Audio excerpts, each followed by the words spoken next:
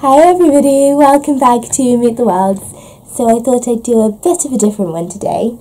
I thought I'd talk about how we manage keeping a dog and 4 very rambunctious toddlers without anybody injuring the other. I know that for lots of new parents, when they're expecting a baby or have a new little one in the home, one of their biggest concerns is the dog and how they can keep everyone safe. So I thought I'd film a couple of tips just illustrating some of the ways that we do that. And my guest star, Josephine, great aunt Josephine, has very kindly agreed to come along and help me. Hello, you. So as you may know, I've had Josephine since I was about 24. She's been a part of the family since long before the children have. So we didn't really know what to expect when we were expecting little ones, because she was a rescue dog. She came from a shelter in Greece, and as far as I knew, she'd never really been around children, so she was a bit blindsided to suddenly be welcoming 2 of them, weren't you, baby? So, here, if you'll excuse me while I get myself comfy, here are a few of the ways in which we've managed to keep everybody alive for coming up to 4 years now. Do you want to take this? Go on then. Go on, relax. Excuse the crunching sounds from my dog there. So one of the first things, one of our first rules was that the dog would never, ever, ever be left alone with the children without a responsible, supervising adult in the room. And that can be really tricky at times to reinforce, because what if you just need a wee? We found sometimes it was easier to take the dog than to take the twins, so we'd leave the babies on the carpet for a minute downstairs, and we'd take the dog upstairs. We actually kept some dog treats in the bathroom for a while, so she wouldn't associate the bathroom with being called away from what she was doing, or because previously she only thought of the bathroom as a place where she has baths, which she loathes.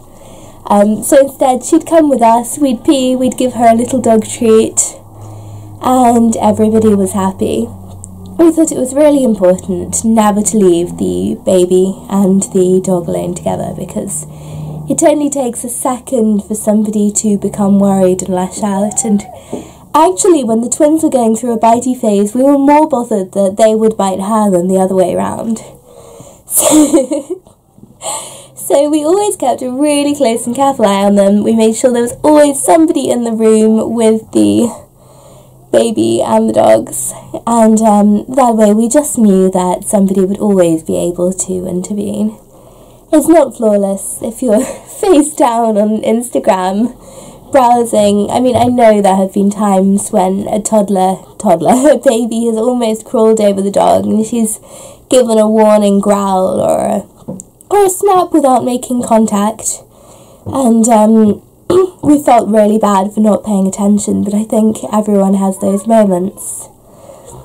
Which brings me on to my next point. Growling is good, and snapping is not great, but it's better than biting.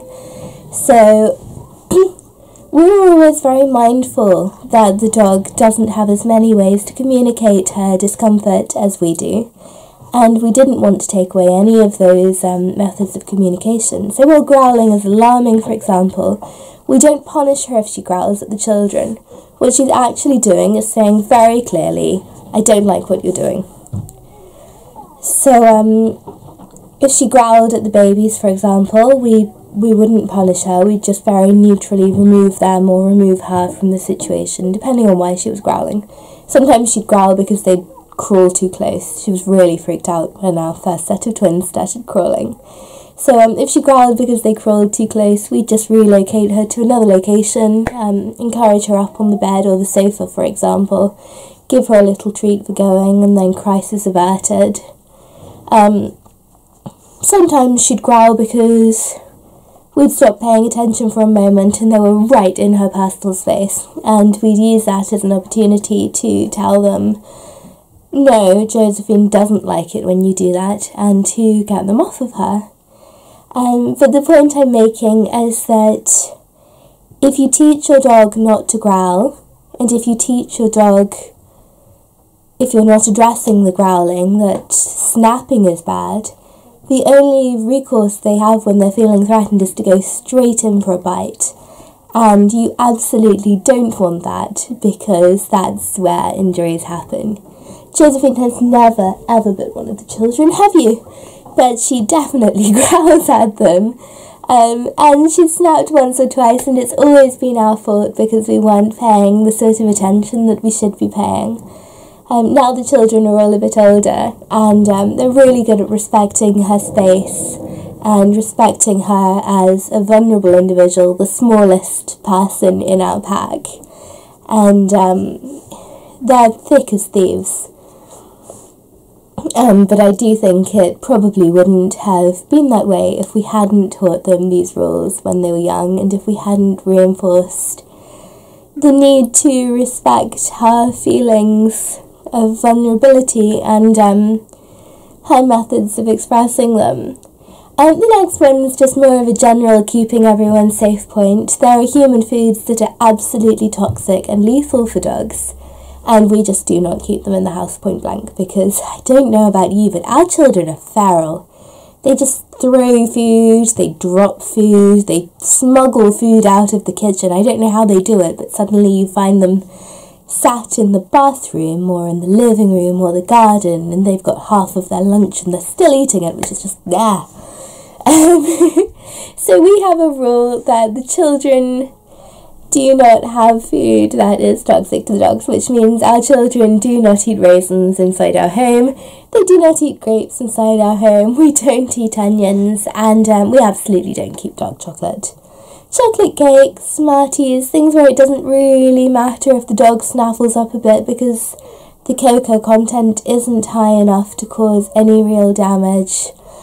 We're not so fussed about that. I know she eats more Smarties than she should because the bloody children drop them everywhere. But that hasn't done her any harm in the same way as a few squares of green and blacks would probably damage her poor aging kidneys. We just thought that was a really important one because children just can't be trusted. So we tend not to trust them at all. Those are our three most important points for ensuring dog and child safety. I could say before you have children, you should probably desensitize your dog to children.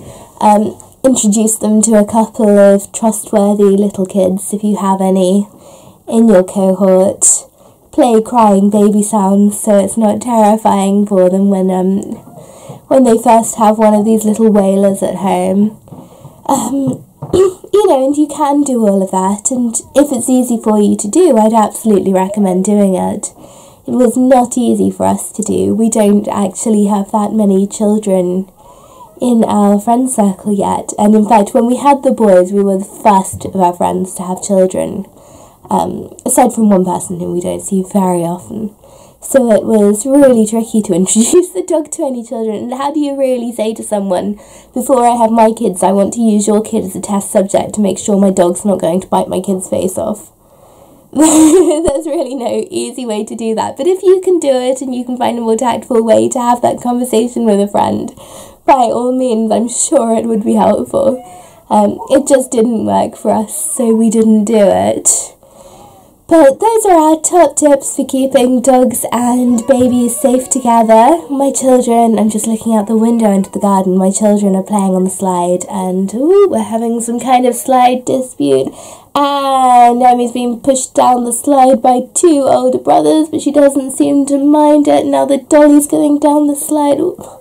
I might need to go downstairs, and Kirsty's down there, but I might need to go downstairs and just be a second responsible adult because it's a beautiful day, and I feel bad hiding up here filming, even though it's so peaceful up here filming.